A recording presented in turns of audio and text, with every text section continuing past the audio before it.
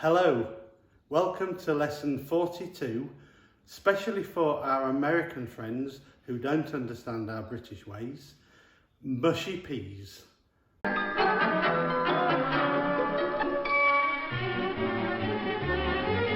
first, we're going to look at lesson 41, how to make a nice cup of tea. That nice cup of tea, just bit my tongue. So let's start with lesson 41, how to make a nice cup of tea. These are the things we're going to need. We need a kettle that we can boil the water with. We need a trash can or garbage disposal. Spoons, teaspoons of course. We only use the best quality tea bags, and here's some I prepared earlier. And finally, we need a mug to put them in. And this is my favourite New York tea mug. So let's start the tea making process. We're going to take the kettle to the sink, open the lid, and we're going to draw some fresh water. Now I'm only making 1 cup of tea, so I'm just going to fill the water to here, because we're saving the planet and not boiling too much water at one time. Close the lid and go back onto there and press start. So while we're waiting for the kettle to boil, we'll prepare the rest of the ingredients to make this a nice cup of tea. So first of all, we're going to take our mug, place it so that we can easily get the kettle to it.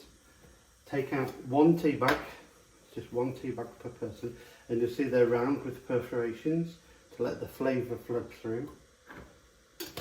Replace that and prepare the spoon for stirring. Okay, so the kettle's just coming up to 100 degrees centigrade, which for you foreigners is 212 degrees Fahrenheit, important temperature. Lifting the kettle, being careful not to let the steam go in my face, I can pour the water on, and I pour it on slowly, and we try to get the water to fill the tea bag to get maximum infusion. So the water's in the tea. I'm now going to take the receptacle and basically swoosh, just a few times, swoosh the tea bag to get the maximum flavour. Now some people say you should leave the tea bag in for about 2 minutes, but we don't, we just leave it in for a few seconds. Shake the drips off, which is normal, and then we squeeze to get the last of the water out and put the bag in the receptacle. So now we're going to talk about the milk. This is an important part. It's not right to use long life milk. We use half fat, as you would call it, or semi-skimmed as we call it over in Europe.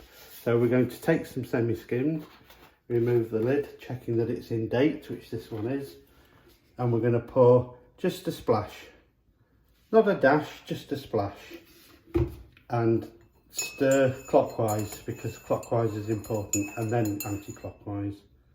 And at the end you have to do this, because that's the English way. So now we have our cup of tea, and it's important to find somewhere nice and comfortable and agreeable to sit and enjoy it. So now we're going to have a nice cup of tea.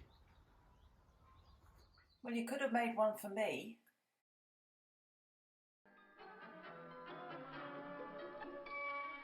Now, what are mushy peas? They're just exactly what they say they are. So first we need a tin of mushy peas. Mushy peas. So we're going to take our mushy peas, they come in a can, and the first thing we have to do is open them. I can either use a saw, but that's not very successful, or the other option is to use a hammer, but we're not going to do that. But what we can use is a can opener, so I'm going to do that. We need a saucepan to warm them up, and this is a good sized pan. So we're now going to take the peas with the lid removed and pour into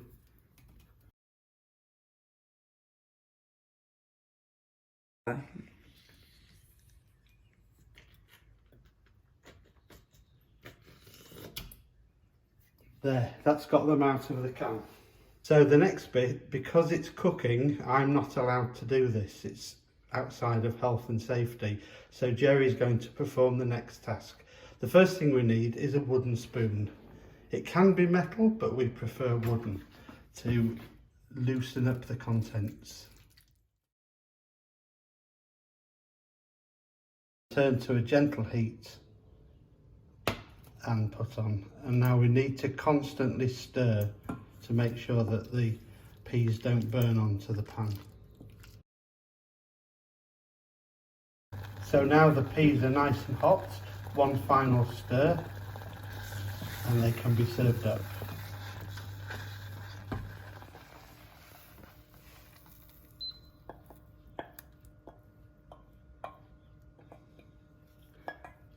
And these can be enjoyed with fish and chips. Well, that's the end of my English cooking tips.